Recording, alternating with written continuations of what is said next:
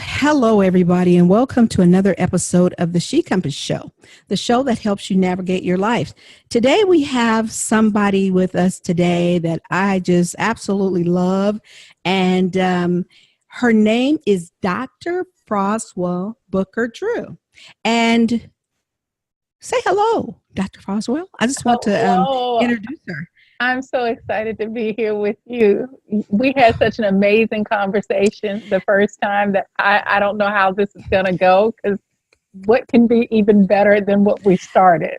I don't even know. I thought about that and I said to myself, wow, I should have had the tape going the whole time on that one, right? But it just gives us a little bit more insight on each other and how fabulous you are and how much. Oh, thank you so much. And how much women out there who really need this, and they need this enrichment in their life, and they need to know about you. So let's talk about Heritage Giving Circle.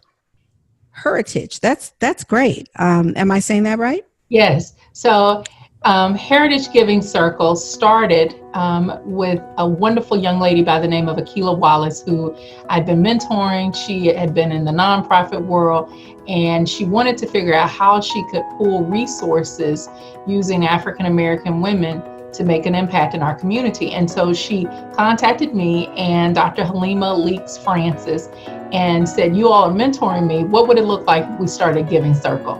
And we got in contact with Texas Women's Foundation. They were formerly Dallas Women's Foundation, and they were amazing in supporting us to set up this wonderful organization. What has been even more phenomenal is the number of women who have been involved in it. We have 40 women who signed up to give their money to be a part of Heritage Giving Circle. And you're talking about women who are millennials, folks who are kind of in the middle like me. You've got people that are a little more seasoned who decided that I would take, they decided that I would take my money. I'm right there, I'm close. But I'm going to take my money and figure out how we can give it to small organizations and mid-size that impact African American women and girls or are led by African American women and girls. And so we were able to raise about $30,000. And we gave it out to 7 organizations in our local community this December. So we're in the process right now of just raising funds, raising awareness, because it's not just about giving the money or raising it. It's helping women to understand that they are philanthropists, that especially in our communities, we've been philanthropists for generations, where either through the church or where it was in, our mission groups, people have always been involved. And so we want folks to own that title and recognize that in your community, you can do the exact same thing of pooling your money and resources and supporting organizations that are doing good work. We're not trying to encourage people to start more nonprofits, because there's a lot of them. What we are saying is, for those that exist, we want to be able to support you and surround you with this amazing group of 40 women who have talent, who can come in and help with marketing, who can come in and help you with strategic planning, who can really build your capacity and make sure that you're in it for the long haul, because we want to make sure that we're not just giving money, we're helping build sustainable organizations in our local community. How wonderful is that? Just think about if we all, kind of followed the same formula and got in there, because this has been going on for a long time, right? This is not something new. This is just something that you have to put the effort in, and we have to kind of look outside of ourselves and say, there's so many people that we can help. And as you said, there's so many organizations already in place to be able to do that. It's not like we need more nonprofits. We just need more help to give to the communities that we serve and the communities that we live in, and especially with the African American communities, because that's the way we've been doing it for many, many, many years.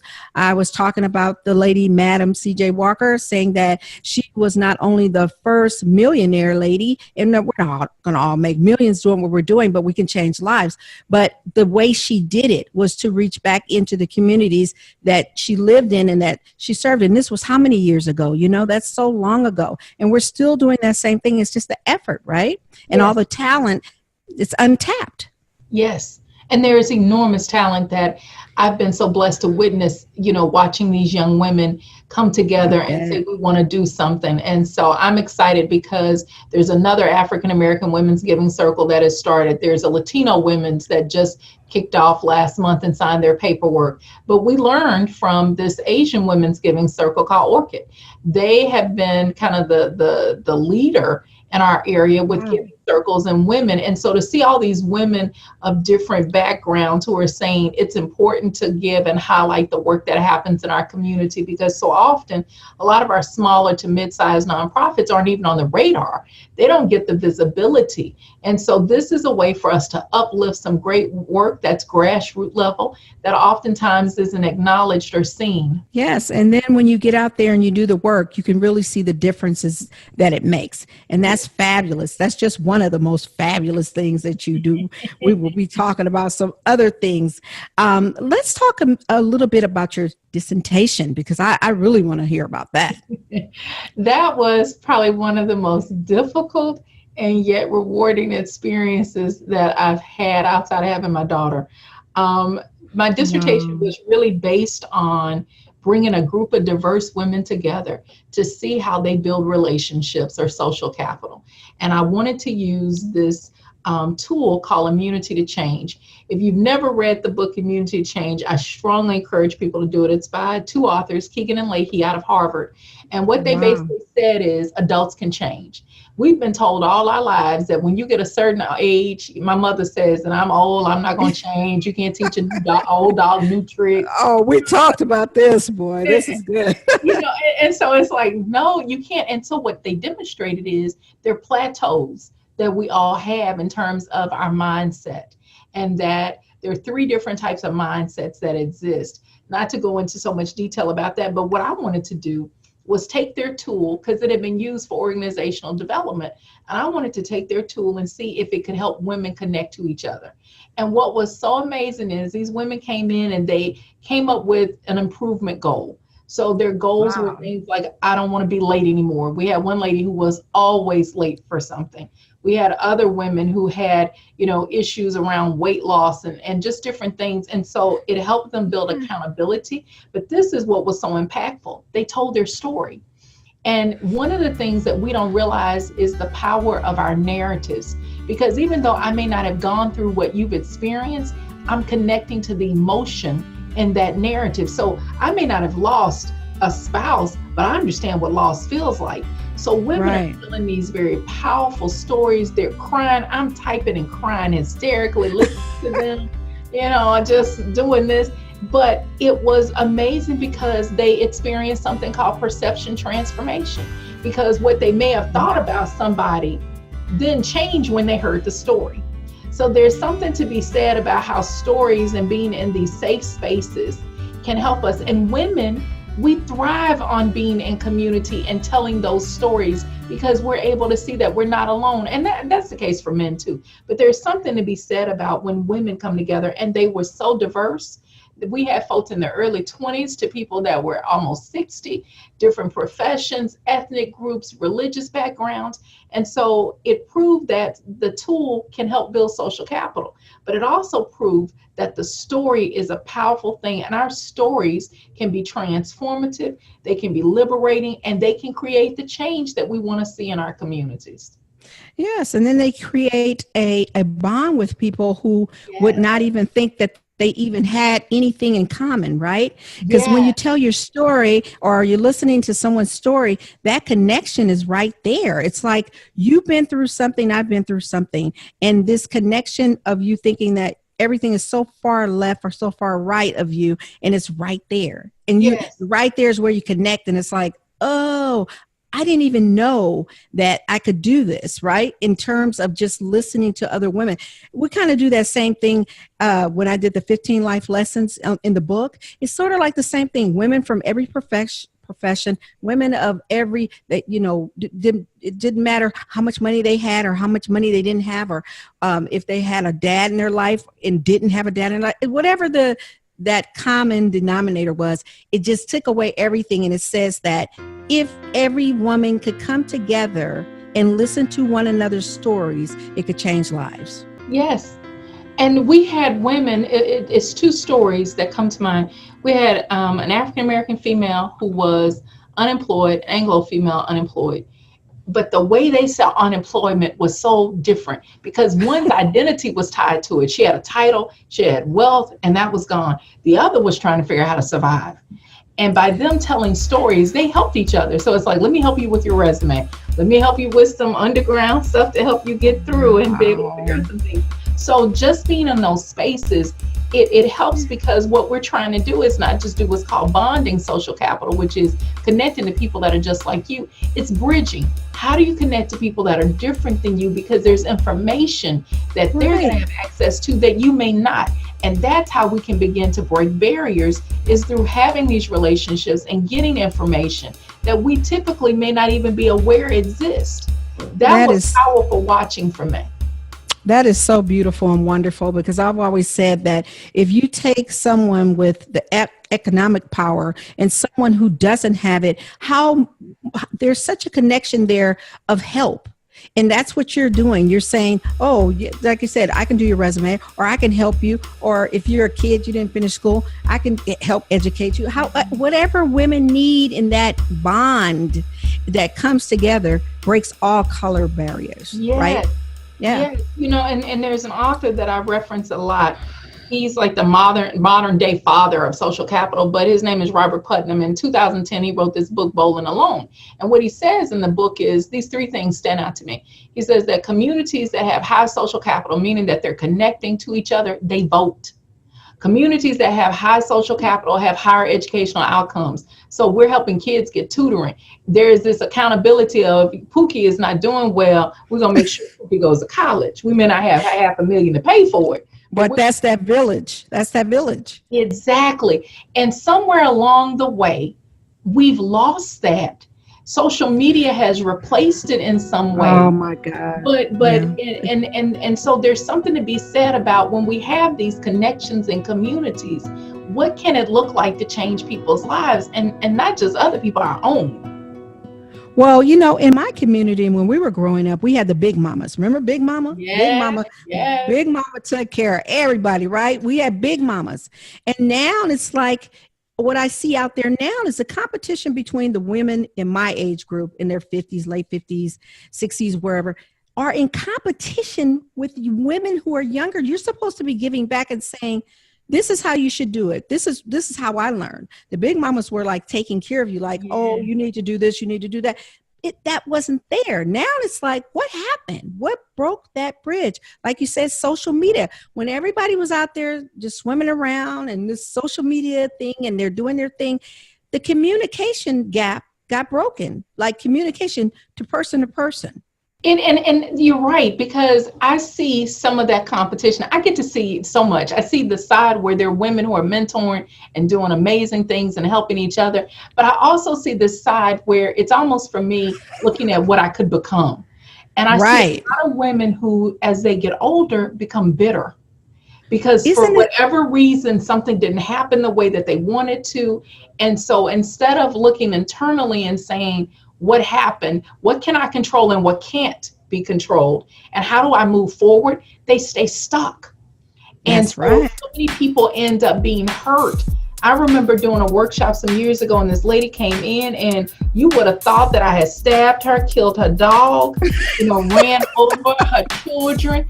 And I'm asking the lady who brought me there, what happened? And she goes, oh, her husband had left her and she's been bitter ever since. And I thought her best revenge would have been to build herself and be the best that she could be. And so you're validating some of the stuff by saying, I don't care anymore, and I'm angry and I'm hateful. How do you become your best self in that situation? But do you notice that woman, sometimes when we look and we see older women, we think automatically they should be our saviors. They should be the ones who give us positive energy. They should be the ones who talk to us and give us what life is about. But sometimes it takes the younger people to go back and help those older people. Because if they kind of floated through life, they had no assistance, or they didn't have a mother figure in their life, or whatever it is, whatever they come from and went through, They did not finish. They just stopped. And that's why she looked at you like she wanted to, like you killed one of her kids or killed her best friend, or because she didn't ever get the chance to learn. So therefore, I know what you did. You just probably said to yourself, let me help this woman, right? Because that's what I do. I say, wow, and I see someone. I'm not going to stop. Right. I'm going to love on you because your energy is not going to change who I am. And so that's right. In that space, that is okay. That's on you. But I choose to love, and I'm going to model whatever the behavior is at that time that needs to be displayed. And at that time, she needed to know, because sometimes people do that for a response. And yeah, they do. Yeah. And so mine was, I'm not going to feed into that response that you may want to elicit. I'm going to feed into love.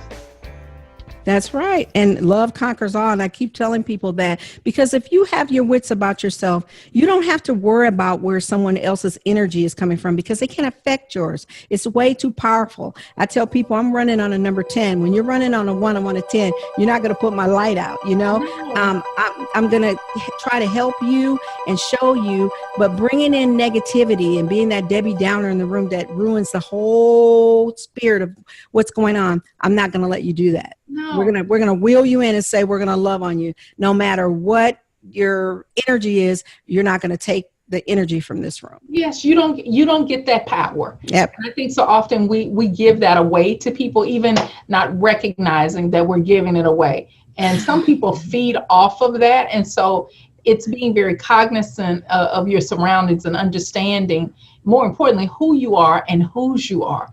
And I think when you get that, whatever other love people, it. You're able to look at them and kind of go, okay, it is well. I talked to my sister about talking to you just over the phone, and I said, I've never really met someone who has so many of my innuendos, so many things that I say, you say. And I said to myself, that's scary. I said, well, that's cool, but that's scary. I'm loving it, because we couldn't even get ahead of each other for all of the things that we knew. What you come from, what you're made of.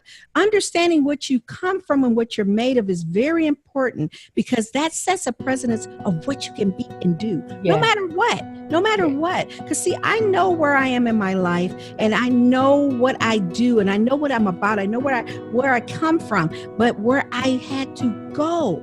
You have to reach far. You have to reach out for help. I have to talk to people like you who look at this. This is beautiful for me. Who you are as a woman, I'm loving it, appreciating, embracing, I'm learning.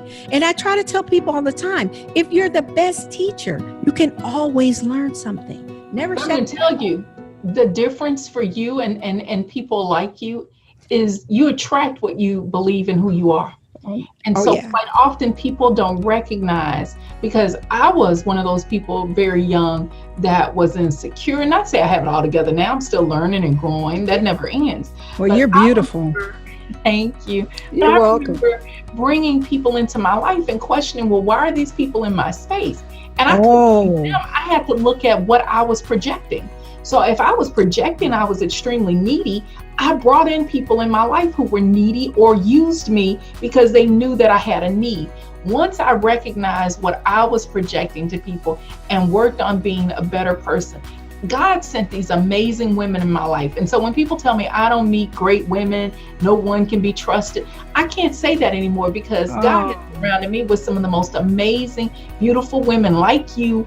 I have so many folks that have come into my life that are lights for me. But I also realized when I started to shine and become a light, that light attracts light. It does not attract darkness. That's right. And when darkness steps into a light circle, the only thing you can do is draw it in. There's two ways. You can let someone draw from you, or you draw that darkness in and take that person immediately out of their space. I'm not going to let you have that. That is off limits. Yes. You will have to get rid of that. Now, I'm not going to block you, because I'm going to try to love you. I'm going to try to teach you, because we've all been there. I always tell people, you have to crawl before you can walk. We're all just a learning tool going through life. We're going to learn, and we're going to learn, and we're going to learn. let people enrich you. Let them bring that light into you. Don't cut it off. Don't say, well, I know enough, or I know so much that I don't need to learn more, because you're always learning. You're always always. I mean, even when I went to get the PhD, it helped me understand there's a body of knowledge I'm so unaware of. Every time I was reading something, I was like, oh my goodness, I know this much. I mean, it just proved to me we are constantly learning, and it's helping folks get over the shame and guilt of, oh God, yeah, I'm less than. No, you just don't know.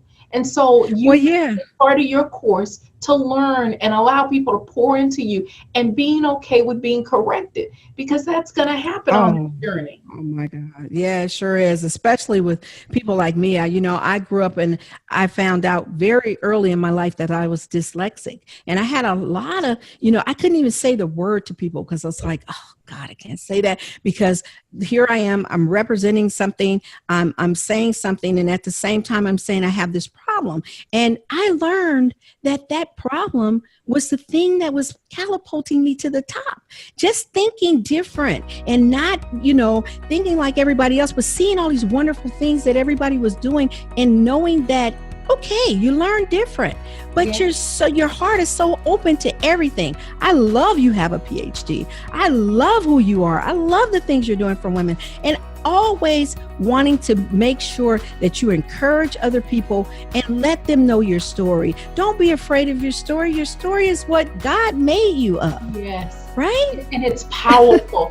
it is so yours. And I am pained when I see that women don't own their story. All the things that you've gone through, I believe, are not wasted, and can be used, even as traumatic as some experiences are for many people. Those things can still be turned around and used for good to help some other person who's going through that. So nothing that we go through is wasted, in my opinion. It may be horrible when we go through it, but it can turn out to be a beautiful portrait that helps other people find their way. Yes, because we're all flawed.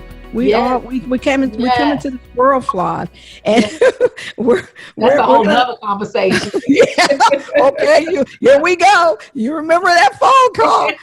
We can start going left, so I better start talking to you about some of these things, these wonderful things that these women need to know about you, because you are, oh my God, you're amazing. Not only just because of what you do, your kindness and your giving, and you can do many things, and you can do wonderful things, but your kindness and your giving, it's like people can just come to you and give you a big hug, and you're open. You know what I'm saying? Because there's so many people who are not. You get what I'm saying. They're not open. You're beautiful in every way. So I just want to put that out there first. You are so kind. But you know what?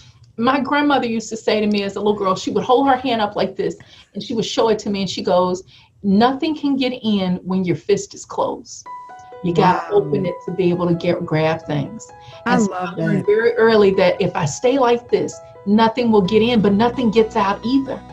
And a lot of us have our fists so clenched tightly that nothing can get in or get out of it. And so I just choose to be a person who gives, because when I give, I get so much back. It's just amazing. Isn't that the most wonderful feeling? Giving there's nothing like giving. And then just when you witness those close fist people, and then you see them just like this, and this is slowly opening, and then they're opened up, because it's the pain, right? It's what someone has been through, and in their journey that caused them so much pain that they just clench, and not only they close, they just hold it, and it's like a nurse. It's like, just open up a little bit. I'm not trying to take anything. I'm trying to give to you. But it's familiar.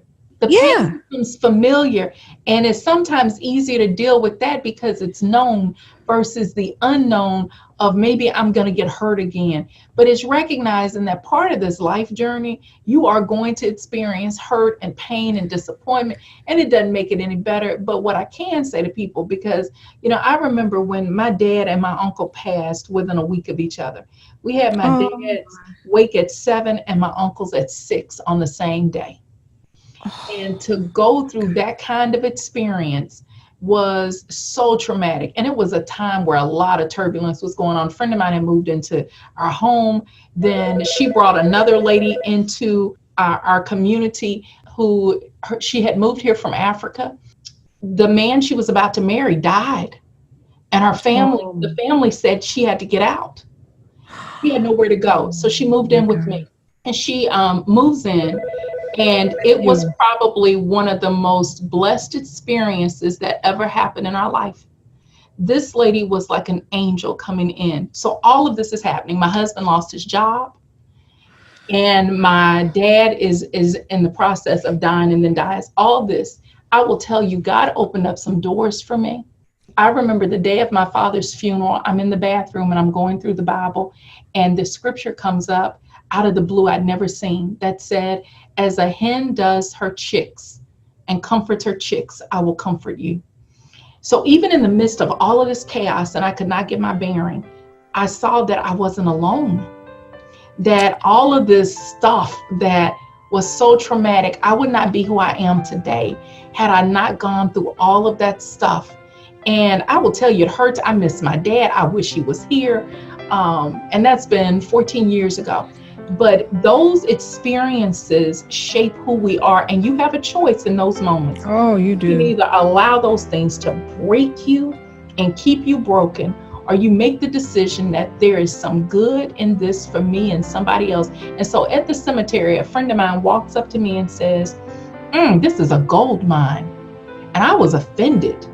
And I went, what are you talking about? And we're in the cemetery. God. And he says, this is where all buried dreams go. Are you going to be one of those people? Beginning of transforming my life right there. Wow, what a saying. That's deep. But it's true. Think about it is. People die who had all these dreams and never got to finish a fraction of what they were put on the planet to do.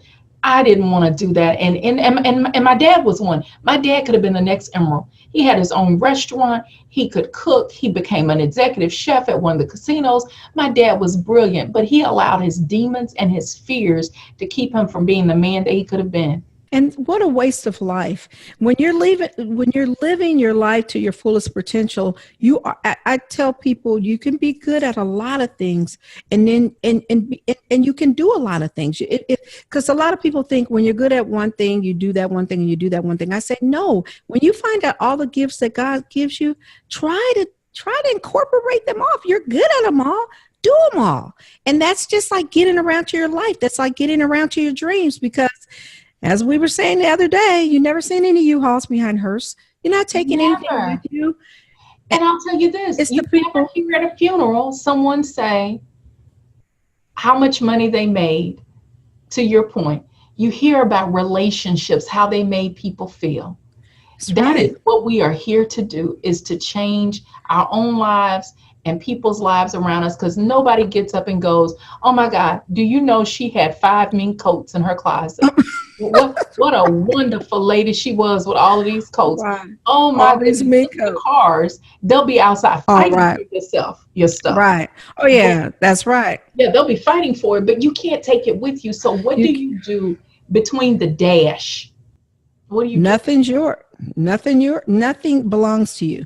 So what you do, the way you can give back to the world, is the things that you're gifted, and God gives you these gifts and they belong to you. Share them.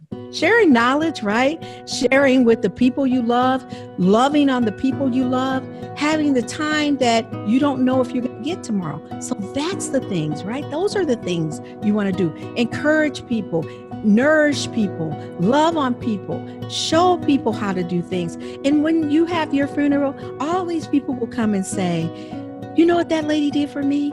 Do you know how she changed my life? Do you know what I was able to do because she said this, or she done this, or she gave to this? Because you're not going to hold anything. You're not going to hold your money. You're not going to hold your house. You're not going to hold your cars, but you will hold on to the love you have for people. You will hold on to the encouragement that you've given people. Those are the things that should enlighten you and make you feel the best. And when you do that, you're complete. You've completed your dreams. And the memories that you leave behind for generations. So think about, you mentioned Madam C.J. Walker. Yeah. Think about, this woman hasn't been alive for a long time. A long time. Her memory, what she did, continues to persevere. Right.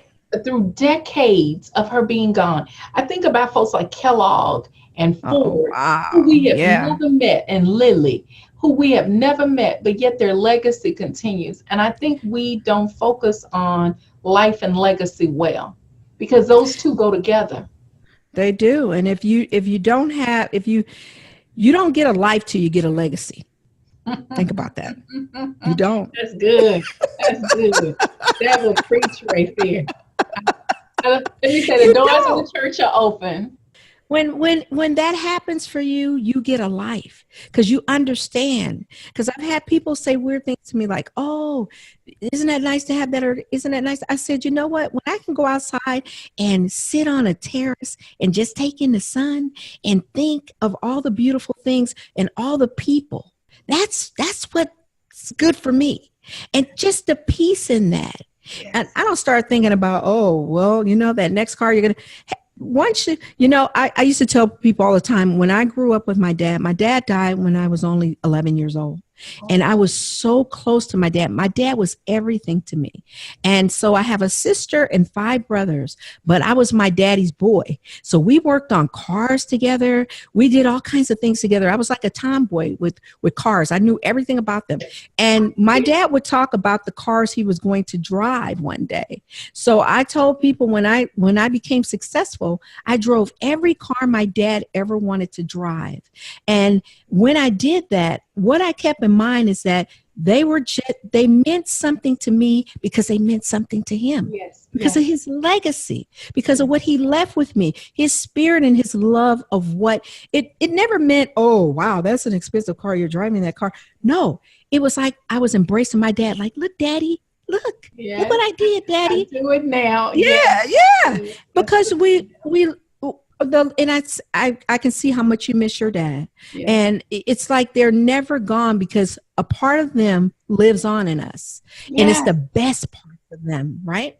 Yeah, and I tell people this. My dad comes to me in dreams, and I Oh, always yeah. feel like he's so present with me. And so I don't have this fear of people transitioning, because the transition is a part of life.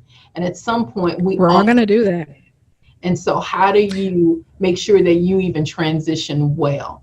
That I remember a hospice nurse said to me at a conference, she said, I really believe the way people live is the way that they pass. She said, I've seen people who were very mean people who had some very difficult transitions. And not to Right. say that it's easy for, people that are ill and horrific experiences, but I think that there is something to be said about how our lives can impact even the way that we transition. And so how do we do that in a way that is honoring? How do we honor others in those spaces and recognize that it's not what the world has told us, that it's fearful and it's this awful thing and it's scary and it's, Yeah. and all that. It is such a part of who we are to know that life continues beyond us.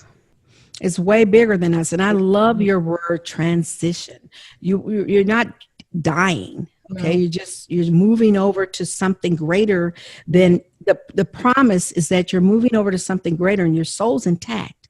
I always tell people, don't you want your soul to be intact? Because if that's intact, if you're in line with that, there's nothing you have to really worry about, because in that you're going to do nice things. You're going to honor your God. You're going to honor other people. Yes. You're going to show the love that you have inside when it comes out of you. Listen, if it doesn't live in you, you'll know it. And if it doesn't, you need to find it, because it is there. It's somewhere there. It might be deep down in there and someone else might have to help you dig it out, but it's in there. I had a lady say to me the other day, she said, I'm waiting on God to make these miracles happen for me. And I'm tired of waiting. And you know what I said to her? I said, you're waiting on God. He's waiting on you. Yes. Because it's like, I remember coming home from Louisiana on a trip one time back here to Texas, and there was a sign on the road that it said, it is finished. And I remember hearing in my spirit, Froswa, it would be finished for you if you believed it. So much of what is already there for us is not happening because we don't walk into it and believe that it is possible. And so And the you, mind yeah. is a powerful thing. Oh, yeah. And when they say it's a powerful thing to waste, it's really true. It Because is. if you become one with that mind you have, there are so many things that you will learn about yourself. People always ask the question like, how do you get to know yourself? How do you get to listen? One of the most powerful things I've done is I go on silence retreats. I used to take a group of women and have them go, but I went on one in June, and I go to a convent or a monastery, and I go and spend several days in complete silence because our minds are so wired because of these phones and Oh, yeah. technology. And so you're always on. And sometimes you can hear that little quiet voice that is giving you direction and telling you where to go. And so I will spend time, several days, where I don't have my phone. I don't have television. I don't even know what time it is. I'm spending time in meditation and prayer and quietness so that I can be still. Because a man told me, and I'm thankful for all these people who tell me things and drop these seeds, because he said, we're human beings, not human doings. And at some point, it's learning how to be in spaces and be and exist so that you can hear the small voice and recognize the power that's already around you and even in you. And I wish more people would take the time to be quiet, because we're expecting God to do all of this stuff. And in my opinion, the stuff is already done.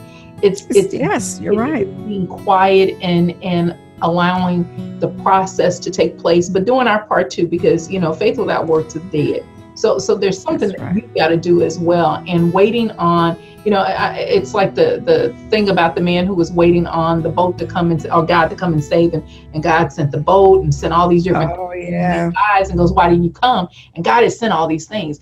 There are all these opportunities that we have every single day to reach our dreams and make them come true. What are we doing to make ourselves available and be in those spaces so that when opportunity happens, we're prepared to meet it and watching the synergy that comes out of that? Oh my God. You've just said everything. I mean, you have. It's preparing and waiting are two different things. Yes, ma'am. We're always preparing, but in the waiting, we miss so much in the preparing, right? We're preparing and we can miss it like that. If it comes, I tell people, we go back around sometimes and I say to them, what did you think in that moment? You just gave me an example, but what was going on in your mind in that moment? Do you understand you missed something so big? And they say, yes, I do, but I wasn't prepared. So it's a constant body of work. I would say that you're on a constant body of work, but as good as technology has gotten, it's taking our mind too. Because I tell people, like, when I was growing up, we had a home phone. If you didn't get us on the home phone, you didn't. Me too. Me You too. didn't get. And there was You no didn't call get us. waiting. Oh no!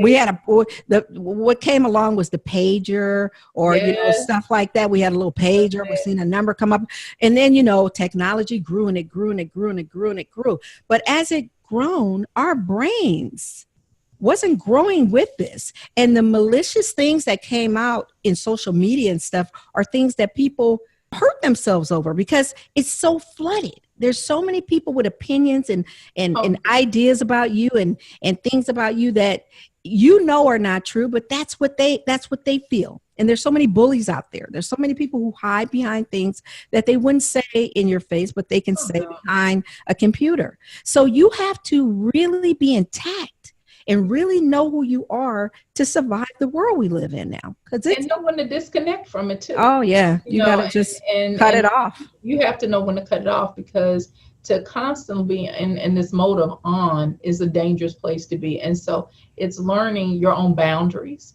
And That's I think right. people don't pay attention to that you need to have boundaries and parameters. I tell young women all the time who come to me for mentoring, know your non-negotiables.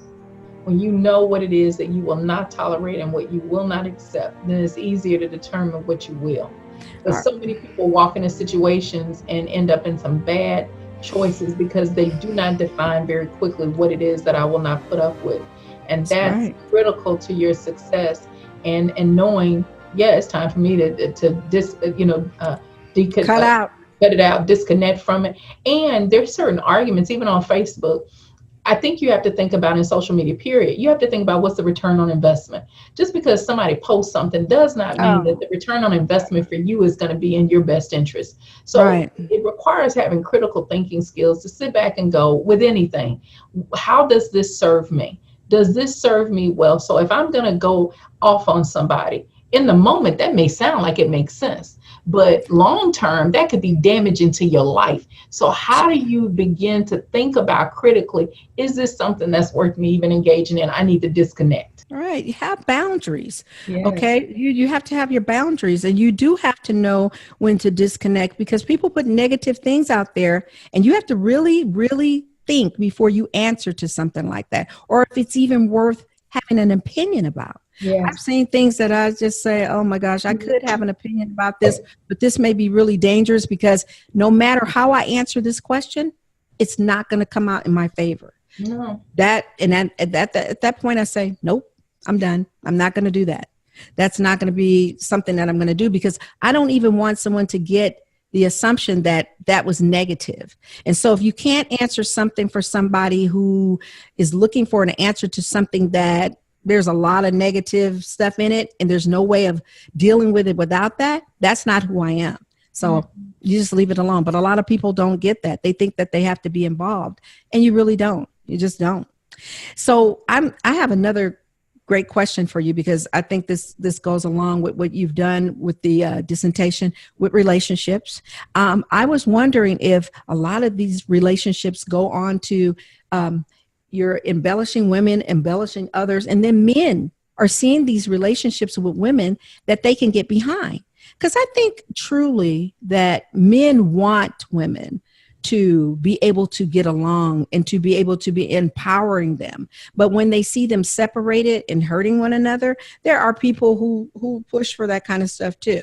So I was wondering, how do you see in the workplace that the relationships that you've been able to bring together with women, does that go beyond the workplace? Like, do they become sisters outside of the workplace with Definitely. family and with? Definitely. I've watched so many of the women who were in my research group stay friends years later, and that they're still connected.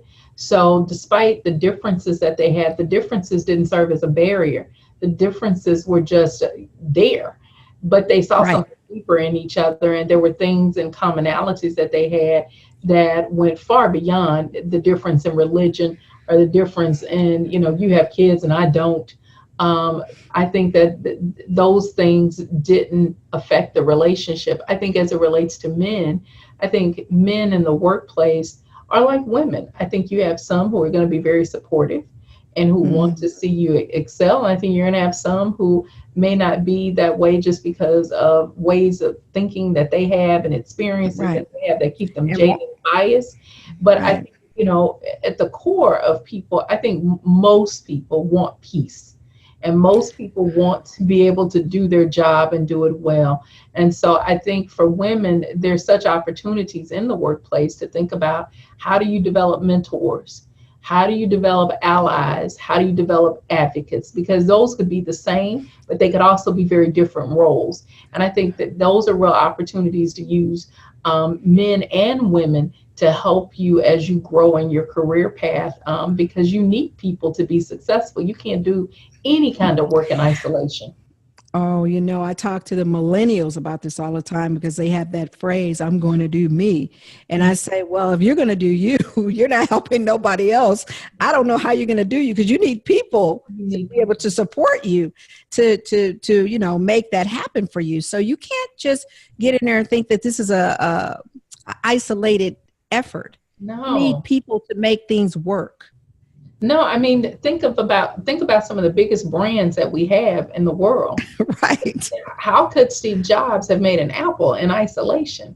There were people that had to work there and support it. He may have had Right. an idea, but they had to come up with the design and implementation, and it still continues beyond his existence here on the planet. So I think that that's crazy talk when I hear people say that, and it's usually from a place of Yeah. pain, and it's Right. something that they've heard somebody else say, and they're talking from hurt versus recognizing that for us to create the change that we want to see in our world, it's going to require people coming together and having some conversations that may be uncomfortable, but that doesn't mean that you can't work together. And I think folks get so caught up on ideology and you don't think this Oh, way, and it ends up impacting their ability to think about core values and things that matter to them.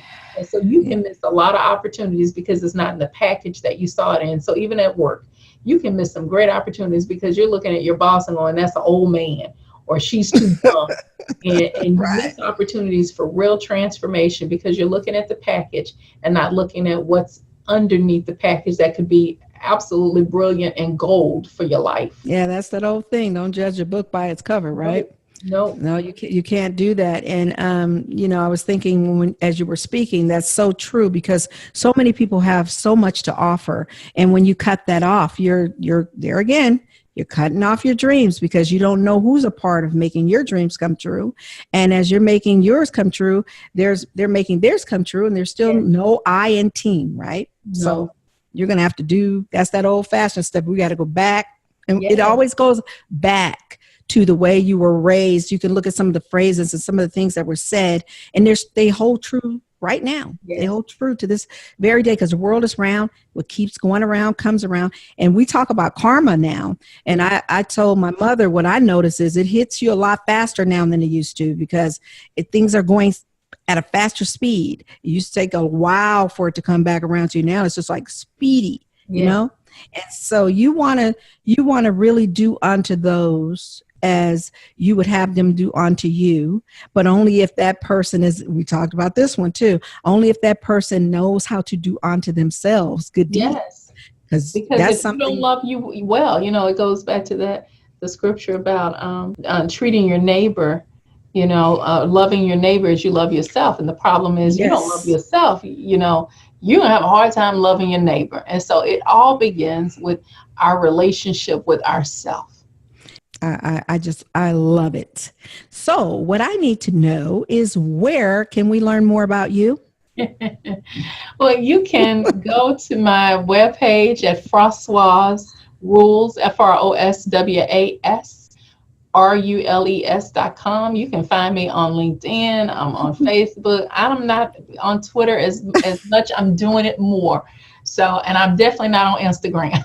So, but you can find me. It's easy to look me up, and I typically am very responsive. So, reach out. I always love to meet and greet new friends. Yes, that's how. Oh, yeah, we're so much alike. Just be encouraged. I love being encouraged. You encourage me so much to do better and to reach certain heights. I mean, I love where you are at. I love what you do. I love the woman you are. I love your power, your strength. I love all this great stuff that comes off of you. I mean, I feel this energy when I'm talking to you. Like I can do anything. You know. I love it. So thank you so much for joining us. And folks out there, this is an exciting episode of the She Compass Show, and we hope you like it.